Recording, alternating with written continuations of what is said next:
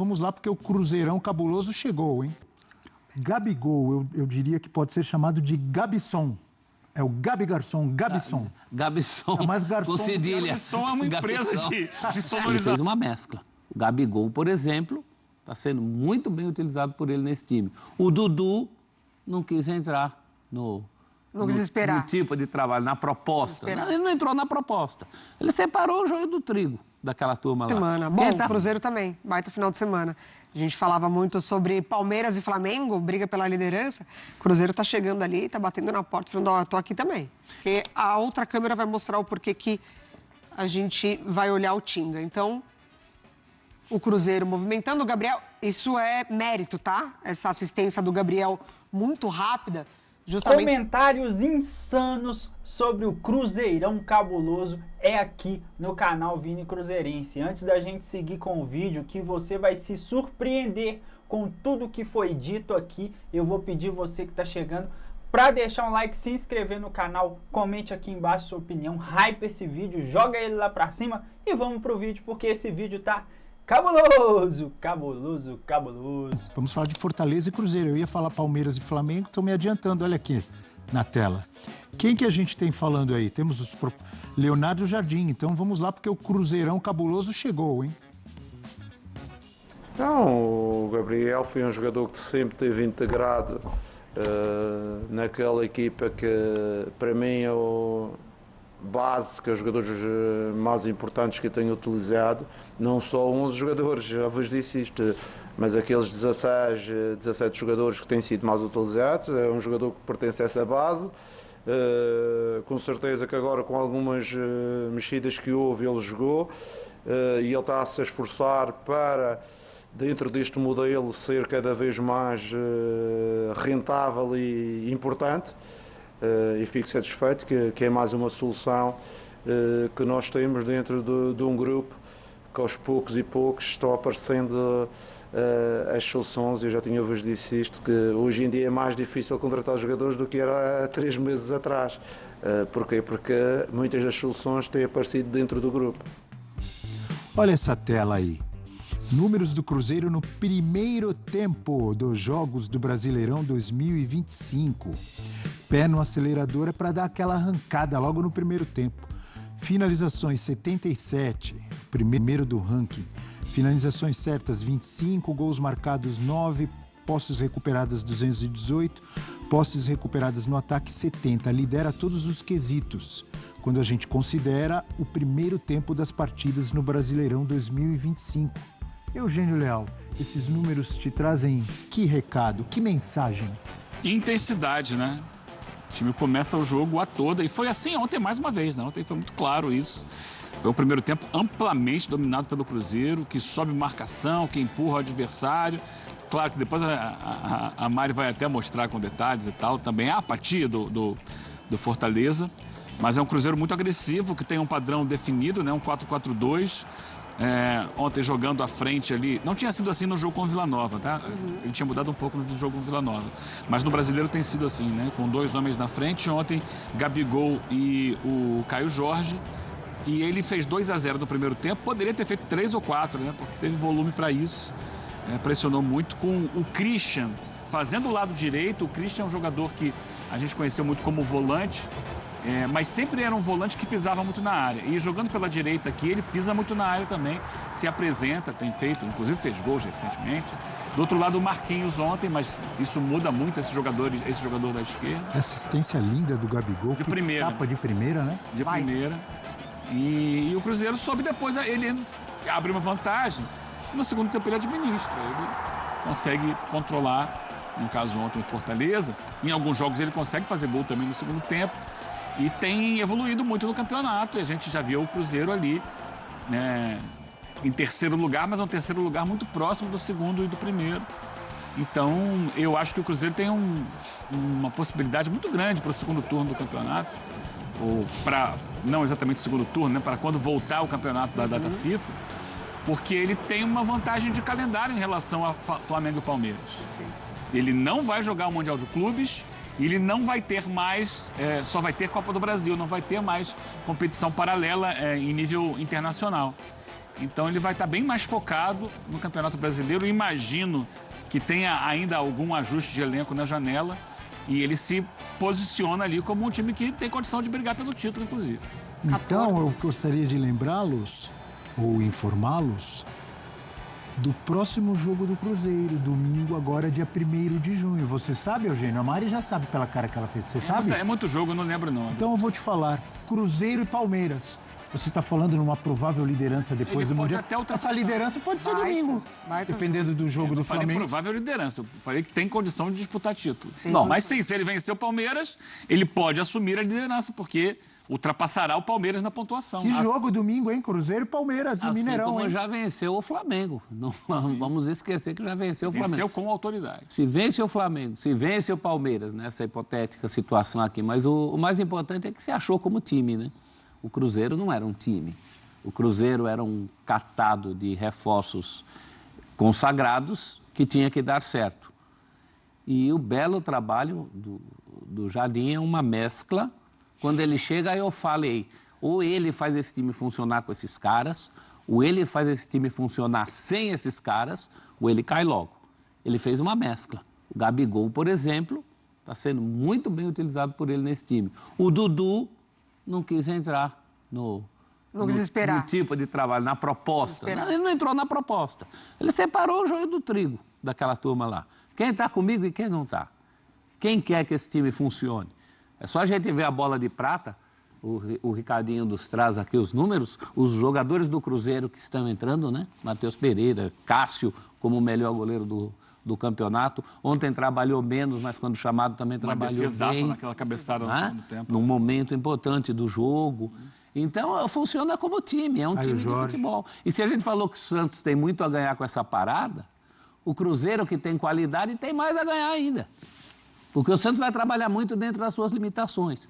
O Cruzeiro vai trabalhar dentro das suas perspectivas, que são muito boas. É time para brigar. Ontem sem Matheus Pereira, né? Suspenso. O Gabigol conseguiu, inclusive, fazer essa função de dar um passinho para trás da área e, enfim, a assistência dele é impressionante, fez o jogo circular muito. O Cruzeiro tem um meio de campo muito forte, mais um gol do Lucas Silva ontem, o Romero voltando também a desempenhar um papel importante, muito do que foi o Cruzeiro do Seabra, com um meio de campo muito forte, muito combativo. Ele ganha alternativas e opções. Foram 14 finalizações no primeiro tempo contra o Fortaleza, sem conseguir acertar uma no alvo ali, não conseguiu, de fato, assustar o Cássio. Foram 14 contra 3 finalizações, dessas 14, metade no alvo. Então a gente viu ali, né, não só um primeiro tempo muito forte durante as partidas de Campeonato Brasileiro, mas como o Cruzeiro ele consegue deixar o adversário desconfortável com essa movimentação do jogo. Acontece muito por dentro do Cruzeiro. Ele tem essas alternativas agora que ele consegue voltar a um nível interessante do Matheus Pereira, o Gabriel atuando, então ele consegue ter um jogo por dentro também, por vezes, na temporada passada, muito pelos lados, né, com os laterais também sendo protagonistas, o William, enfim, por aquele lado direito. Então é um trabalho muito legal do Leonardo Jardim. O exercício que ele fez contra o Vila Nova, né? Porque na Copa do Brasil ele já tinha vencido o primeiro jogo por 2-0, estava bem encaminhada a classificação, e ele aproveitou contra o Vila Nova no meio de semana para colocar os 3 juntos. Matheus Pereira, Gabigol e Caio Jorge. Eu acho que é um processo que ele vai tentar desenvolver. Ontem não tinha o Matheus Pereira, então ele voltou para uma linha de 4, que ele vai tentar desenvolver nessa parada para aproveitar o melhor que esses 3 jogadores podem dar, né? São jogadores de qualidade técnica, e se você consegue conjugar os 3 sem prejudicar ou sem a bola, essa é a grande questão. Com a bola, a gente sabe que tem tudo para dar certo. Agora, e no momento sem a bola? Se os 3 conseguirem pressionar, como o Cruzeiro gosta de pressionar, mostrarem agilidade para jogar o jogo o tempo inteiro, vai ser um ganho muito grande, porque aí vai ser um time ainda mais poderoso na frente. E teve uma pergunta agora há pouco aqui, eu sei que o professor adora responder essas perguntas, ele não gosta de deixar essas perguntas sem respostas. Já passaram umas 3 aí. Vou pedir para a amiga Lu colocar de novo aqui aquela do Gabigol. O Gabigol tem se encontrado mais como garçom? A Lu vai colocar aqui, a nossa diretora. Professor, não é nenhuma novidade esse negócio. Eu me lembro do Gabigol, garçom, goleador e também garçom ao lado de Bruno Henrique em 2019. Eu me lembro do Gabigol garçom em 2022 com uma dupla com o Pedro. Justo. E por que não voltar esse Gabigol garçom no Cruzeiro? Tá aqui, ó. Já tá voltando. Diga, professor. que Responda a pergunta, professor. Com o Bruno Henrique, acho que os dois revezavam, né? Um servia para o outro servia para um. Com o Pedro, não. Com o Pedro, ele era mais garçom do Pedro. E agora também está sendo garçom desse Caio Jorge, que eu vou te dizer uma coisa. O Pedro já não corre tão sozinho como o único centroavante do Brasil. Eu acho que o momento do Caio Jorge é muito bom, em parte pela humildade do Gabigol. Você esqueceu do Yuri Alberto, que é um outro centroavante que tem feito muitos gols. Infelizmente sofreu uma lesão lá na lombar, né? Uma fratura. A gente vai falar mais ainda no programa de hoje, mas realmente o Caio Jorge... Aliás, professor, voltando ao Gabigol, eu diria que pode ser chamado de Gabisson. É o Gabi Garçom, Gabisson. Gabisson, é mais garçom. com cedilha. Gabisson é uma empresa de sonorização, inclusive fazia o som há muito tempo. Ah, é? Marquei Sapucaí, Gabisson, Competente, aquela com S. Esse é o Gabisson com cedilha de garçom. Mas eu acho que o mais legal é a humildade que ele teve, né? Porque o Gabigol era um dos pivôs daquela história dos medalhões que tinham que jogar bola. Ele está tendo humildade, está entendendo que ele pode ser útil para o time, coisa que muita gente que tinha naquele elenco não quis fazer. Então vamos ao nosso telão, porque Mari Pereira já está posicionada lá. Nós temos o Olho Leal e temos o Olho Pereira.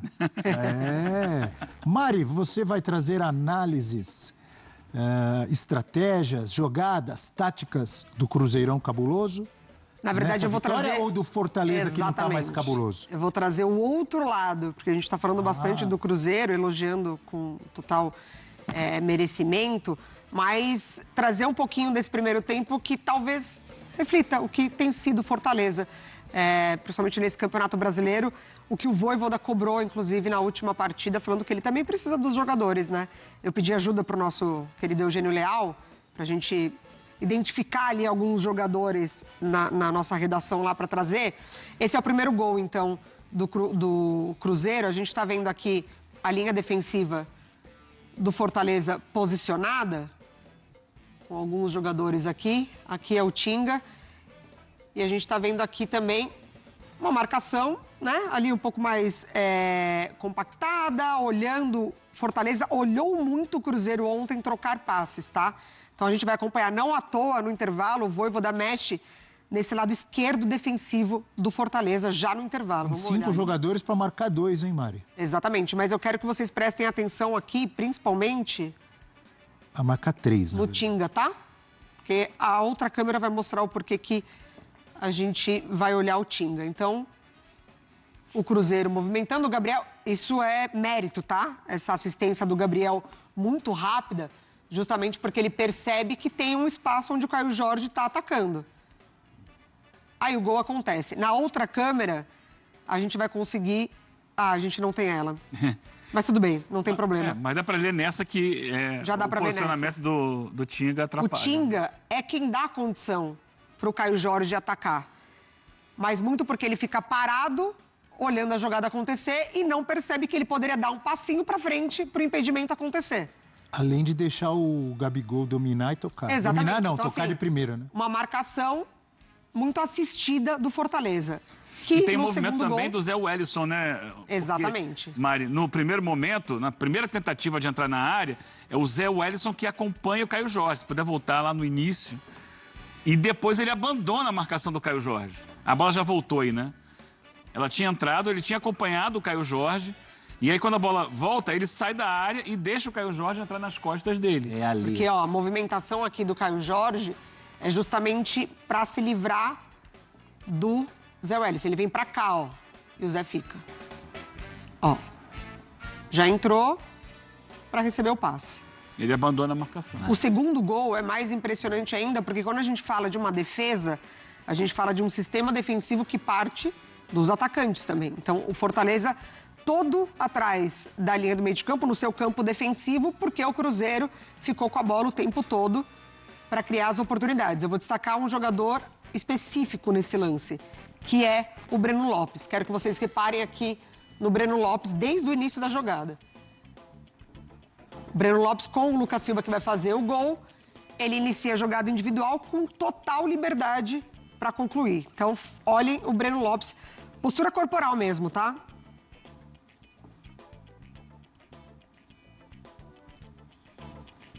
Não participa em nenhum momento da jogada. Ele para, ele assiste o Lucas Silva fazendo todo o trabalho. E isso vem lá de trás, com ele aqui parado. Ele não se movimenta, ele só assiste toda a jogada. E aí, óbvio, um espaço gigantesco para o Lucas atacar e trabalhar. Corta para dentro. Dele, né? O corte dele. E o Breno Lopes simplesmente assiste o jogo. Tudo isso para falar que o Fortaleza tem muitas questões nessa temporada. Mas essa falta de comprometimento no primeiro tempo custou o jogo pro Fortaleza. E isso irritou muito a torcida, né? Muito. Aliás, tem irritado em outros jogos também. Muito. E o Vojvoda, né? Completamente exposto para dar explicações. Bravíssimo. É o Fortaleza que tem um jogo importante, decisivo, né? Pela Libertadores da América, jogando lá na Argentina contra o Racing. Precisa vencer e teve essa atuação muito ruim contra o Cruzeiro, mais uma atuação ruim. Difícil para o torcedor do Fortaleza entender o que acontece com esse time que já mostrou bom futebol, já trouxe alegrias para o torcedor do Fortaleza, mas vem aí numa atuada muito ruim. Temos mensagens, obrigado Mari pela análise, temos mensagens aí na nossa tela, começando com o Tadeu, que foi lá na hashtag F360BR e mandou a mensagem dele dizendo que o Gabigol sempre funcionou jogando como dupla no ataque. Se tiver mais um no ataque com ele, ele vai render melhor em campo. É verdade, é o que a gente comentava. Sim. Ele que já fez dupla com o Bruno. Né? Ele falou. E ele elegeu o Caio Jorge como a dupla atual dele. Ele já fez dupla com o Bruno Henrique, com o Pedro, e agora fez dupla com o Ricardo Oliveira, lá atrás, no Santos, quando o Dorival Júnior era técnico.